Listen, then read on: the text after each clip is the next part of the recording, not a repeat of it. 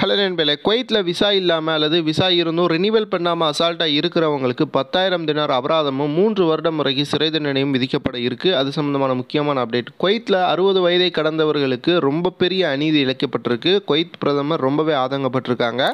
Kuwait முழுவதும் நேற்று மிகப்பெரிய ரைடு நடந்திருக்கு. அது சம்மந்தமாகவும் பார்க்க போகிறோம். 2 வெளிநாட்டவர்கள் ஃபுட்டு ஆர்டர் பண்ணிவிட்டு துட்டு கொடுக்காமல் ஏமாற்றிருக்காங்க. அவங்க யார் அப்படிங்கிறதையும் பார்க்க போகிறோம். நிறைய முக்கியமான தகவல்கள் இருக்குது. வீடியோ முழுவதுமாக பாருங்கள். முதல் செய்தி, குவைத்தில் 2 வெளிநாட்டவர்கள் ஃபுட்டை ஏமாற்றி சாப்பிட்டதற்காக கைது செய்யப்பட்டிருக்காங்க. என்ன பண்ணியிருக்காங்க அப்படின்னா, இவங்க ஃபுட்டை ஆன்லைனில் ஆர்டர் போட்டுருந்தது. அந்த ரூம், அதாவது அவங்க இருக்க ரூமு பக்கத்து பில்டிங் அட்ரஸ் கொடுத்துட்டு இவங்க போயிட்டு ஃபுட்டு வந்ததுக்கு பிறகு கலெக்ட் பண்ணிவிட்டு இருங்க துட்டை எடுத்துகிட்டு வரேன் அப்படின்னு சொல்லிட்டு வந்துடுறது. வந்ததுக்கு பிறகு என்ன பண்ணுறாங்க அப்படின்னா, அவங்க அதாவது டெலிவரி கொண்டு வந்தவங்களுடைய நம்பரை பிளாக் பண்ணிடுறாங்க. அதுக்கப்புறம் அந்த டெலிவரி மேன் போயிட்டு ரெஸ்டாரண்ட்டில் சொல்லிக்கிட்டே இருந்திருக்காங்க. இது ஒரு முறை 2 முறை நடக்கலை, பல முறை இதே மாதிரி நடந்திருக்கு. உடனடியாக அந்த ரெஸ்டாரண்ட் ஓனர் அந்த யார் அங்கே ஆர்டர் போடுறாங்களோ அந்த இதை கம்ப்ளைண்ட் பண்ணிட்டாங்க குவைத்தினுடைய ஹவல்லி போலீஸ் ஸ்டேஷனில். தற்பொழுது அந்த இடத்துல இருக்கக்கூடிய அந்த 2 நபர்களும் கைது செய்யப்பட்டு சிறையில் அடைக்கப்பட்டிருக்காங்க. இரவு உணவுகளை திருடி திங்கக்கூடிய இந்த மாதிரியான சில நபர்கள் குவைத்தில் இன்னுமே இருக்கிறாங்க. குவைத்தில் டெலிவரி டிரைவர்களுக்கு இந்த மாதிரியான பிரச்சனைகள் இருக்கா இல்லையா அப்படிங்கிறத கீழே கமெண்ட் பாக்ஸில் பதிவு பண்ணுங்கள். அடுத்த தகவல், குவைத்திலிருந்து கடந்த 5 நாட்களில் மட்டும் 568 வெளிநாட்டவர்கள் பெர்மனண்டாக வெளியேற்றப்பட்டிருக்காங்க. இவங்களால திரும்ப குவைத் பக்கமே தலை வச்சு கூட படுக்க முடியாது. காரணம் என்னென்னு பார்த்தீங்கன்னா, இவங்க விசா இல்லாமல் குவைத்தில் ரொம்ப நாள் தங்கியிருக்காங்க. அது மட்டும் இல்லாமல் விசாவை ரினிவல் பண்ணவும் இல்லை. இந்த மாதிரியான நபர்களுக்கு பொது மன்னிப்பு போட்டும் கூட குவைத்திலிருந்து போகலை. அப்படிங்கிறதுனால இந்த நடவடிக்கைகள் தொடர்ந்து குவைத்தில் இந்த மாதிரி இல்லீகலாக இருக்கக்கூடியவங்களை பிடிப்பதற்கான எல்லா நடவடிக்கையும் எடுக்கப்பட்டுக்கிட்டு இருக்கு அப்படின்னு சொல்லி குவைத்தினுடைய பிரதமர் தெரிவிச்சிருக்காங்க.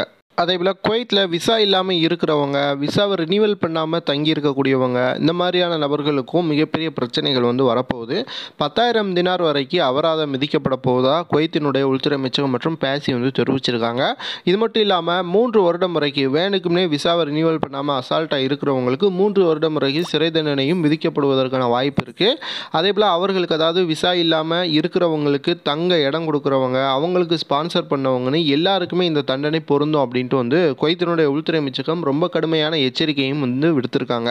ஸோ குவைத்தில் ஃபேமிலியாக குவைத்துக்கு உங்களுடைய மனைவி குழந்தைகள் எல்லாம் அழைச்சிட்டு வந்திருக்கிறவங்க, அதே போல் உங்களுடைய அம்மா எல்லாரையுமே கூட்டிகிட்டு வந்திருப்பீங்க அப்படின்னா எல்லாருடைய விசாவையும் சரியான முறையில் மெயின்டைன் பண்ணுங்கள். இல்லைனா உங்களுக்கும் சேர்த்து அந்த பிரச்சனை வரும். அடுத்ததாக, குவைத்தில் ஏற்கனவே நம்ம சொல்லியிருந்தோம், 60 வயதை கடந்தவங்களுக்கு ரொம்ப பெரிய பிரச்சனைகளை இந்த கொரோனா காலத்திற்கு பிறகு கொடுத்துருந்தாங்க. இதற்கு முந்தி இருந்த கவர்மெண்ட். தற்பொழுது இருக்கக்கூடிய அரசு அப்படிங்கிறது வெளிநாட்டவர்கள், குவைத்தில் வெளிநாட்டவர்களாக இருக்கிறவங்களுக்கு ஒரு நல்ல கவர்மெண்ட்டாக இருக்குது. பிரதமர் நேற்று சொல்லும்பொழுது பார்த்தீங்கன்னா, புதுசாக குவைத்திற்கு வரக்கூடியவங்க அவங்க திரும்ப திரும்ப குவைத்திற்கு வரணும், அந்த மாதிரியான ஒரு சூழலை உருவாக்குங்க. ஏற்கனவே குவைத்தில் இருக்கிறவங்களுக்கு இது 2வது வீடு. குவைத்தில் அவங்க வந்து இருந்தாலும் அவங்களுக்கு இது தாய் வீடு மாதிரி தான். அதனால் அவங்கள கண்ணியப்படுத்துங்க அப்படின்னு சொல்லியிருக்காங்க. அதேபோல் குவைத் பிரதமர் மேலும் சொல்லியிருக்காங்க, 60 வயதை கடந்தவர்களுக்கு இதற்கு முன்பு செய்யப்பட்ட எல்லாமே அநீதி. அவர்களுக்கு மனித உரிமை மீறல்கள் நடந்திருக்கு. ஏன் அப்படின்னா, ஒரு நபர் ஒரு நாட்டிற்காக 60 வயது வரைக்கும் வேலை பார்த்துருக்காங்க அப்படின்னா அந்த நாட்டை அவங்க அவ்வளோன நேசிச்சிருக்காங்க. அந்த இதை கூட புரிஞ்சுக்கிடாமல் அவங்களுக்கு பல சட்டங்களை போட்டு அவர்களை ரொம்பவே கஷ்டப்படுத்தியிருக்காங்க. இந்த தவறு நடக்கக்கூடாது. 60 வயதை கடந்து இன்னும் குவைத்தில் வேலை பார்க்குறவங்க ரிட்டையர்மெண்ட் ஸ்டேஜ் வந்துச்சு அப்படின்னா அவங்க கண்ணியப்படுத்தப்பட்டு குவைத்தில் இருந்து அனுப்பப்படுவாங்க அல்லது குவைத்தில் தங்க வைக்கப்படுவாங்க. அதற்கான எல்லா சிஸ்டத்தையும் குவைத்தில் உருவாக்கப்பட இருக்குது அப்படின்னு சொல்லியிருக்காங்க.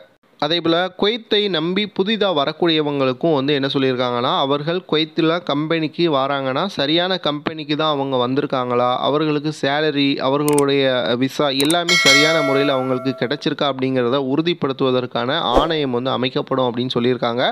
ஸோ வரக்கூடிய அனைத்து நபர்களும் குவைத்தில் சேஃபாக இருக்க முடியும் அப்படின்ட்டு எதிர்பார்க்கப்படுது. வீடியோ பார்க்கக்கூடிய நண்பர்கள் குவைத் பிரதமர் மற்றும் இப்போ இருக்கக்கூடிய இந்த ஆட்சியாளர்கள் குறித்து உங்களுடைய கருத்துக்களை கீழே கமெண்ட் பாக்ஸில் பதிவு பண்ணுங்கள். நிறைய நண்பர்கள் குவைத்தில் நான் அந்த மாதிரி பிரச்சனையில் மாட்டியிருந்தேன், இந்த மாதிரி பிரச்சனையில் மாட்டியிருந்தேன் அப்படின்லாம் சொல்லியிருந்தீங்க. அதெல்லாம் இதற்கு முன்பு. இப்போ இருக்கக்கூடிய கவர்மெண்ட் எல்லா பிரச்சனைகளையும் தீர்ப்பதற்கான ஒரு கவர்மெண்ட். ஸோ உங்களுக்கு ஏதாவது பிரச்சனை இருந்துச்சுன்னா லீகலான முறையில் உங்களுடைய எம்பசி மூலமாகவோ அல்லது உள்துறை அமைச்சக பேசி மூலமாக public authority for man power மூலமாகவோ தீர்வுகளை செய்துக்கோங்க. கண்டிப்பாக உங்களுக்கான தீர்வு கிடைக்கும்.